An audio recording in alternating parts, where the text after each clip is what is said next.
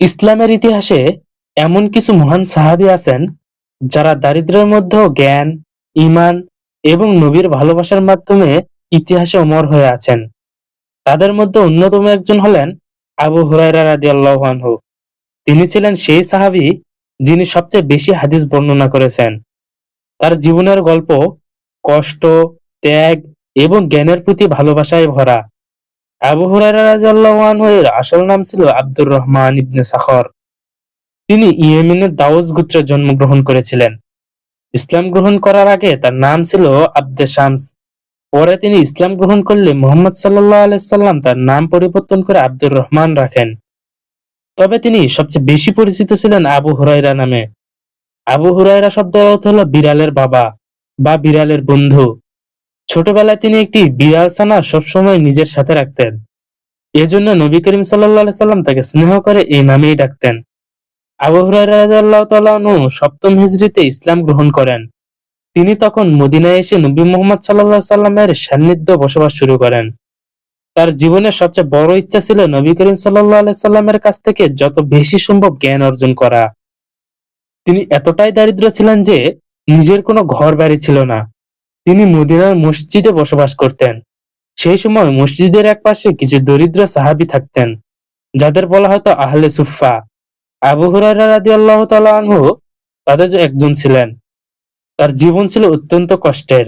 অনেক সময় তিনি দিনের পর দিন না খেয়ে থাকতেন। কখনো কখনো ক্ষুধার কারণে তিনি এত দুর্বল হয়ে পড়তেন যে মাটিতে পড়ে যেতেন। কিন্তু তবুও তিনি নবী করিম সাল্লাল্লাহু আলাইহি সাল্লামের কাছ থেকে শিক্ষা নেওয়া বন্ধ করেননি। একবার প্রচন্ড ক্ষুধার কারণে তিনি রাস্তার পাশে বসেছিলেন। তখন তিনি কয়েকজন সাহাবীকে একটি কোরআনের আয়াত সম্পর্কে প্রশ্ন করেন।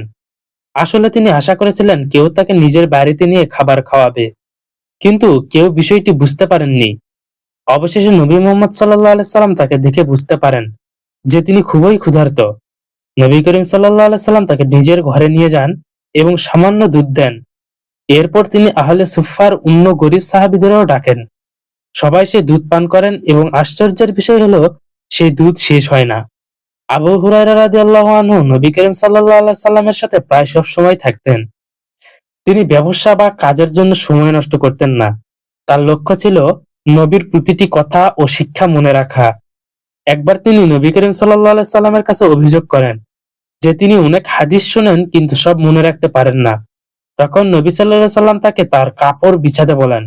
নবী সাল্লাল্লাহু আলাইহি সাল্লাম তার জন্য দোয়া করেন এবং সেই কাপড় ভাঁজ করে বুকের কাছে রাখতে বলেন। এরপর থেকে আবু হুরায়রা রাদিয়াল্লাহু আনহু আর কোনো হাদিস ভুলে যাননি বলে তিনি নিজেই উল্লেখ করেছেন। তিনি প্রায় ৫,০০০-এর বেশি হাদিস বর্ণনা করেছেন। এজন্য তাকে ইসলামের ইতিহাসে সবচেয়ে বেশি হাদিস বর্ণনাকারী সাহাবী হিসেবে গণ্য করা হয়। নবী করিম সাল্লাল্লাহু আলাইহি সাল্লামের ইন্তেকালের পরও আবু হুরায়রা রাদিয়াল্লাহু আনহু ইসলাম প্রচার ও জ্ঞান শিক্ষা দিতে থাকেন। তিনি অনেক মানুষকে হাদিস শিক্ষা দিয়েছেন। বহু তাবেঈ তার কাছ থেকে জ্ঞান অর্জন করেছেন।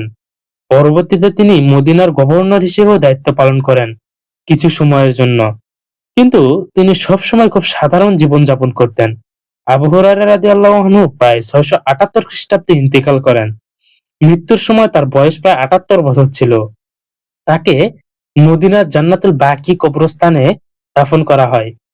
আজও মুসলিম বিশ্বে আবু হুরায়রা রাদিয়াল্লাহু আনহু এর নাম অত্যন্ত সম্মানের সাথে স্মরণ করা হয়।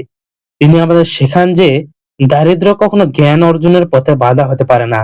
যদি কারো ইচ্ছাশক্তি এবং ঈমান দৃঢ় থাকে, তাহলে সে ইতিহাসে অমর হয়ে থাকতে পারে।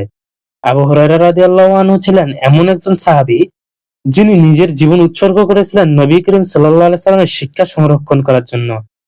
তার কারণে আজ আমরা অসংখ্য হাদিস জানতে পারি এবং ইসলামের শিক্ষা আরো পরিষ্কারভাবে বুঝতে পারি।